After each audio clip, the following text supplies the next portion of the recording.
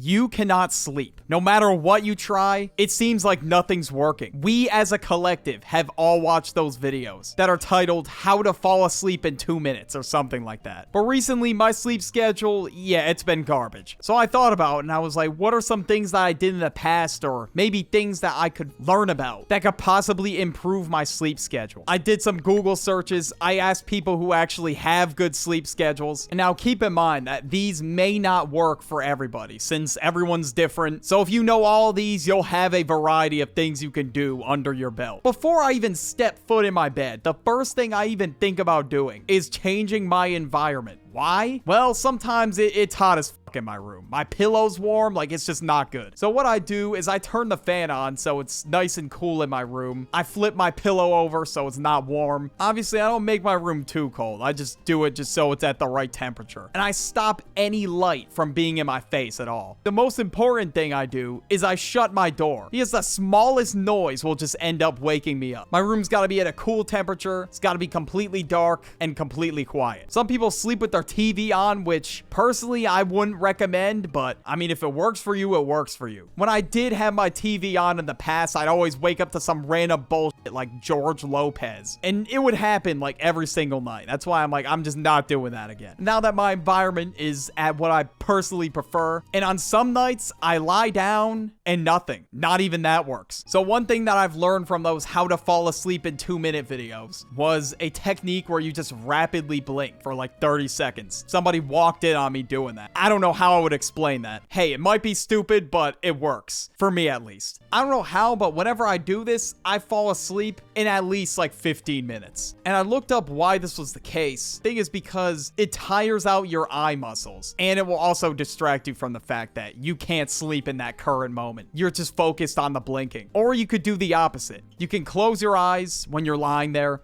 open them, observe your surroundings for a couple seconds, and then close your eyes again, and then just repeat this process for maybe like, I don't know, a minute. I've done this one a few times as well. It also helps me because I'm too focused on the fact that I can't sleep. I tried this a couple days ago when I was nervous as fuck for an exam. I tried it and I fell asleep, but I still did buns on the exam. If I were to put this on a tier list, I'd probably put it like in the A tier. It works for me in a lot of cases, but if you don't think it's gonna work for you, you could do this instead. Breathing exercises. Without fail, this works every single time for me. Maybe there's like a one-off chance it doesn't work. I'll breathe in and just hold it for a little bit, and then I'll breathe out and then hold it for a little bit, just so I make my breath slower. I count all my breaths, so you're not thinking about whatever shit you got going on tomorrow, or the fact that you can't sleep, whatever it might be. Like, doing that will ground you in the present moment instead of your brain being all over the place. But not only that, it will just relax you as well if your breaths are slower.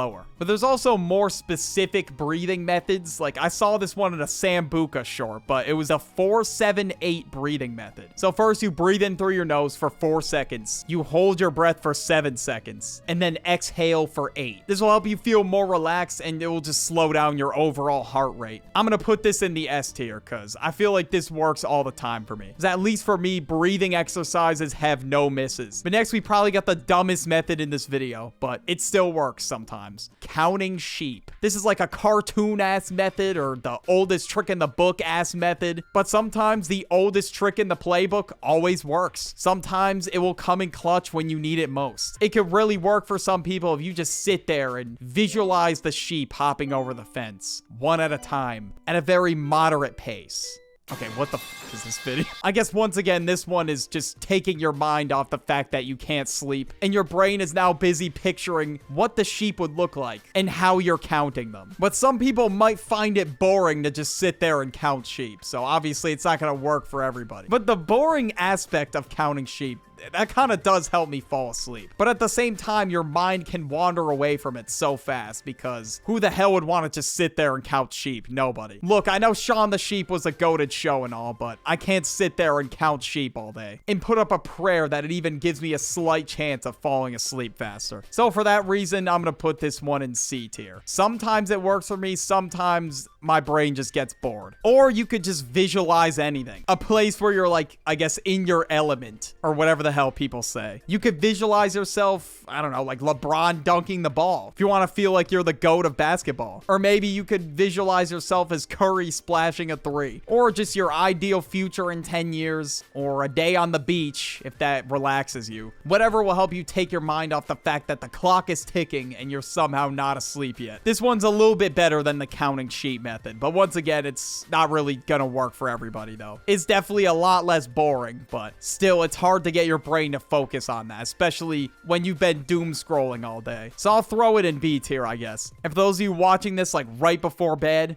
one thing that helped me was drinking warm milk or taking a warm shower. The warm shower water will just relax you. I don't know if any of you have also experienced this, but in the morning when I shower, if the water's too warm, sometimes I will almost fall asleep. I will just sit in the shower and just stare at a whole lot of nothing for 5 minutes. And the same thing with warm milk. It's the same type of thing. It will help relax your body, and it can also help your body produce more serotonin and melatonin, according to Google. And I feel like every single time I do this, I'm like in a little cocoon in my bed, and I'm just not moving, bro. I'm staying there for the rest of the night. I'll put this one in the A tier. Sometimes it may not help me with like stressful thoughts that I have or anything. Another thing I like to do is listen to something as I'm trying to go to sleep. Whether it's a YouTube video or rainforest ambient noises, it can be very relaxing, but sometimes the noise can be too distracting if it's at too high of a volume. But once again, this will focus all of your attention on the video or the sound. Some people, it may not work. It could be too distracting for you, but at least for me, it clears my head of any embarrassing moments or anything like that. But I'm gonna have to put this one probably in A tier. Sometimes it doesn't really work, but for the most part it does. But what's next will really affect your sleep. What if I told you that it all starts with what you do during the day? I know, right? Crazy, groundbreaking discovery, but it's true. So first of all, you gotta exercise. Go to the gym, go for a run, whatever it is, and you will fall asleep faster. Exercising, especially in the morning, will help with melatonin production when it's time to go to sleep. Exercising also, of course, reduces things like stress and anxiety, so you should just do it anyway. And it will also help with the overall quality of your sleep as well. I think about it this way. I mean, your body's gonna have to recover if you're putting up crazy weight in the gym.